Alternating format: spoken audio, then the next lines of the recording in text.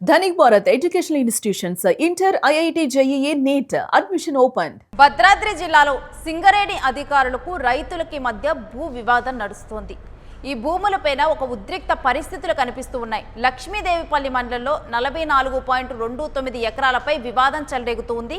ఈ భూములు సింగరేణి సంస్థ అంటూ అధికారులు వాదిస్తూ ఉన్నారు. ఇటీవల సర్వే నిర్వహించి హద్దులు నిర్దేశించామని స్పష్టం చేస్తున్నారు.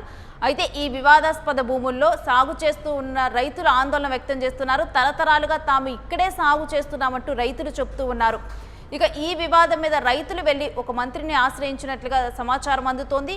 అయితే దీంట్లో మంత్రి జోక్యం చేసుకొని రైతుల్ని ఇబ్బంది పెట్టొద్దంటూ సింగరేణి అధికారులకు సూచించినట్టుగా చెప్పారు.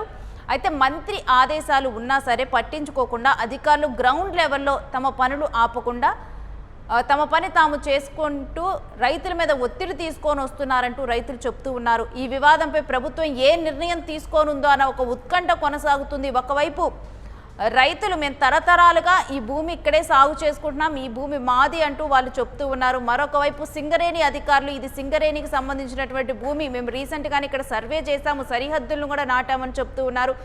దీంతో ఈ వివాదం మంత్రిని చేరినా కానీ ఈ వివాదం అయితే సద్దుమనగలేదు. మరి దీని మీద ప్రభుత్వం జోక్యం చేసుకోవాల్సిన అవసరం అయితే కనిపిస్తూ ఉంది. మరి ఎటువంటి నిర్ణయం తీసుకుంటుంది, జోక్యం చేసుకొని ఎవరికి సర్ది చెప్తుంది అనేది కూడా ఇప్పుడు చర్చనీయాంశంగా మారింది. మరి దీనికి సంబంధించినటువంటి డీటెయిల్స్ మా ప్రతినిధి సత్యాన్ని అడిగి తెలుసుకుందాం.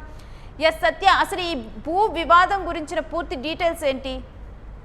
అంటే తరతరాలుగా సాగు చేసుకున్నటువంటి రైతులు ఒకవైపు, సింగరేణి సంస్థ ఒకవైపు హక్కుల కోసం పోరాడుతూ ఉన్నారు. దాదాపు 44 ఎకరాల పైన తీవ్ర ఉద్రిక్తంగా మారిన పరిస్థితి కనబడుతోంది. ఈ పంచాయతీ పలు మంత్రి దాకా కూడా పోయినా మంత్రి మాటలు లెక్క చేయకుండా సింగరేణికి సంబంధించినటువంటి అధికారులు మరి ఆ భూమిని స్థిరపడుతున్న పరిస్థితి కనబడుతుంది. అయితే ప్రధానంగా భద్రాద్రి కొత్తగూడెం జిల్లాలోని లక్ష్మీదేవిపల్లి మండలం సింగరేణి భూములకు సంబంధించినటువంటి వ్యవహారం ప్రస్తుతం చాలా ఉద్రిక్తలకు దారితీస్తున్న పరిస్థితి కనబడుతుంది. ఏదైతే తాటివారిగూడెం సమీపంలో సర్వే నెంబర్ 83, సర్వే నెంబర్ 93, ఈ 83 నుంచి 93 వరకు విస్తరించినటువంటి ఏదైతే 44 ఎకరాల భూమి ఏదైతే ఉందో ఆ భూమి వివాదానికి పెద్ద ఎత్తున ఈ వివాదం అంతా కూడా నడుస్తుంది. ఈ భూమి సింగరేణి సంస్థ మాది అంటూ కూడా మరి ఈ ప్రస్తుతం ఏంటంటే గత కొన్ని సంవత్సరాల నుంచి కూడా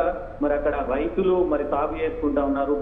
పంట పొలాలు వేశారు, వరి పండించారు, అక్కడ కూరగాయలు పండించారు, రకరకాల పంటలు పండించారు. మా జీవనం మొత్తం కూడా ఆ సాగులోనే అక్కడ ఆ భూమిలోనే సాగుతుంది. ఇప్పుడు మీరు వచ్చి ఇది మా భూమి అంటూ మరి మా దగ్గర నుంచి లాక్కోవడం కరెక్ట్ కాదంటూ ఇంకొక వైపు మరి లా ప్రకారం ల్యాండ్ రికార్డుల ప్రకారం ఖచ్చితంగా ఈ భూమి మా సింగరేణికి సంబంధించినటువంటి భూమి అంటూ కూడా మరి వాళ్ళు వాదిస్తా ఉన్నారు. అయితే చిలికి గాలివాన అయినట్టు ఈ వివాదం కాస్త ప్రజా ప్రతినిధుల దగ్గరికి వెళ్ళింది. దాని తర్వాత ఊర్లో ఉన్నటువంటి పెద్దలు కొంత జోక్యం చేసుకొని మాట్లాడడం జరిగింది.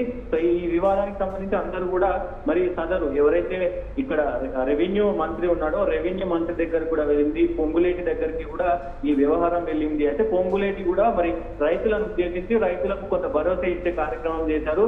లేదు మీరు రైతులను ఇబ్బంది పెట్టొద్దు, మీకు ఏదైనా ఉంటే మరి ప్రభుత్వం దీనిపైన సుదీర్ఘంగా ఆలోచించి కొంత వేరే నిర్ణయం తీసుకుంటుంది, అప్పటి వరకు కూడా మీరు ఎలాంటి ఇది చేయొద్దంటూ కూడా మరి మంత్రి చెప్పినప్పటికీ కూడా సో వాళ్ళు సింగరేణికి సంబంధించినటువంటి వాళ్ళు అక్కడ రైతులను బెదిరించి అక్కడ ఫినిషింగ్ చేయడము, దాంతో అక్కడ సాగుకు సంబంధించినటువంటి అవన్నిటిని కూడా తుడిచేసి మరి వాళ్ళు ఆక్రమించుకునే ప్రయత్నం చేశారు. ఒక్కసారిగా వాళ్ళ ఆర్తనాదాలు వినబడతా ఉన్నాయి. అంటే మేము దీనిపైనే ఉన్నాము, మా పిల్లలు కూడా మొత్తం దీనిపైనే ఆధారపడి ఉన్నారు, మేము దీనిపైనే ఆధారపడి ఉన్నాం, పెద్ద ఎత్తున మాకు జీవన ఆధారమే ఈ భూమి అంటూ కూడా వాళ్ళు రోధిస్తా ఉన్నారు. ఇటు మొత్తం ఎంఆర్ఓ కావచ్చు, తగిన భూమి రెవెన్యూకి సంబంధించిన అధికారులతో మరి అటు కలెక్టర్ తో కూడా కన్నీరు మున్నీరు అవుతున్నా కానీ ఇది మరి అటు రాష్ట్ర స్థాయికి వెళ్ళినా కానీ మంత్రి స్థాయికి వెళ్ళినా కానీ సింగరేణి వాళ్ళు మాత్రం వెనక్కి తగ్గట్లేదు. సో ప్రస్తుతం ఈ మొత్తం చర్చ కూడా ఇటు రాష్ట్ర వ్యాప్తంగా చర్చనీయాంశంగా మారిన పరిస్థితి ఉంది. దీనిపైన ఖచ్చితంగా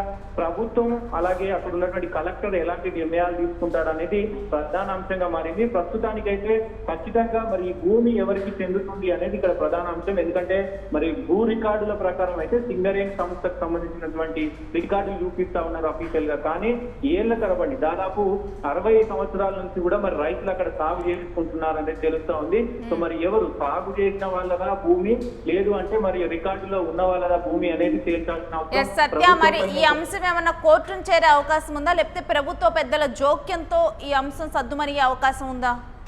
ఖచ్చితంగా ఇది కోర్టుకు వెళ్లే అవకాశం ఖచ్చితంగా కనబడుతుంది. ఎందుకంటే ఇప్పటికే పెద్దల వరకు వెళ్ళింది. ఎందుకంటే రెవెన్యూ మంత్రిగా ఉన్నటువంటి పొంగులేటి శ్రీనివాస్ రెడ్డికి దగ్గరికి వెళ్ళినా కానీ అక్కడ వాళ్ళు సింగరేణి సంస్థకు చెందినటువంటి వాళ్ళు తగ్గని పరిస్థితి కనబడతా ఉంది. కాబట్టి ఖచ్చితంగా దీంట్లో ఇంకొక కోణం కూడా మరి వాళ్ళు చెప్తా ఉన్నారు. దీంట్లో మరి మంత్రి కూడా ఇన్వాల్వ్డ్ అయి ఉన్నాడా, మంత్రి అండదండలతోనే మొత్తం కూడా సింగరేణి వాళ్ళు మరి ఈ మమ్మల్ని చెరబట్టే ప్రయత్నం చేస్తా ఉన్నారా, మా భూమిని లాక్కునే ప్రయత్నం చేస్తా ఉన్నారా అనే కోణంలో కూడా మరి రైతులు వాపోతున్న పరిస్థితి కనబడతా ఉంది. ఖచ్చితంగా కోర్టుకు వెళ్లే అవకాశం ఉంటుంది.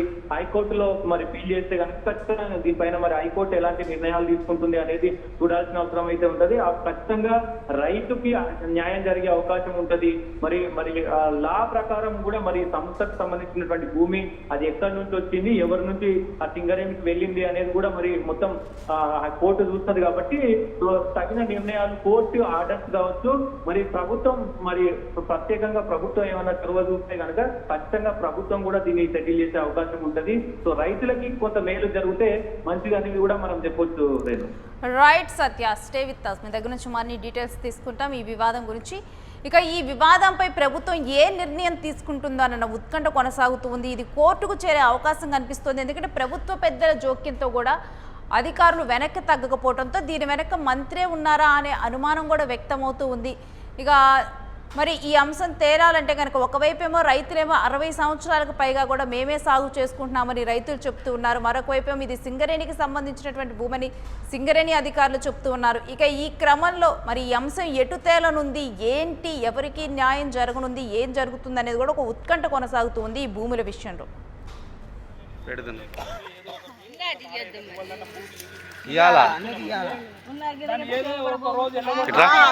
చెప్పేదో చెప్పు.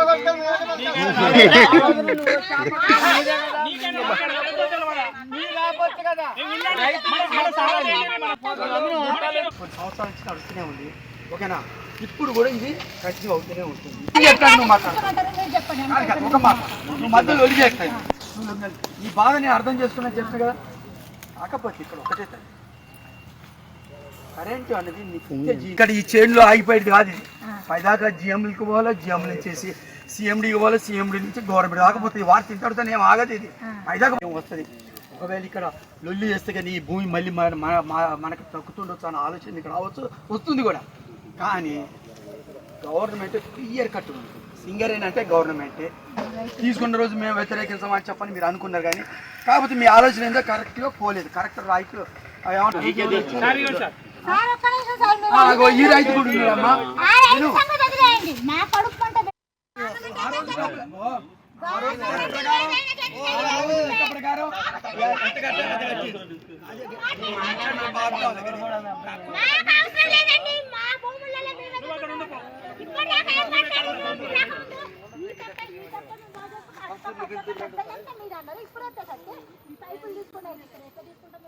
తవ్వుతా ఉంటే తీసుకోండి,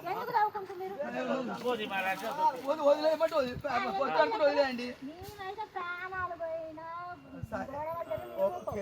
మీకు గౌరవం ఇస్తాం, ఎందుకంటే మీరు ఆఫీస్ టవర్లు వేశారు, రిజిస్ట్రేషన్ ల్యాండ్ వచ్చి టవర్ లాగారు, సోలార్ లాగారు. రైతులకు ఏమి ఇచ్చారు? అప్పుడే ఎందుకు అడగలేదే? అప్పుడే అడిగేది. ఎందుకు అప్పుడే అడిగావు.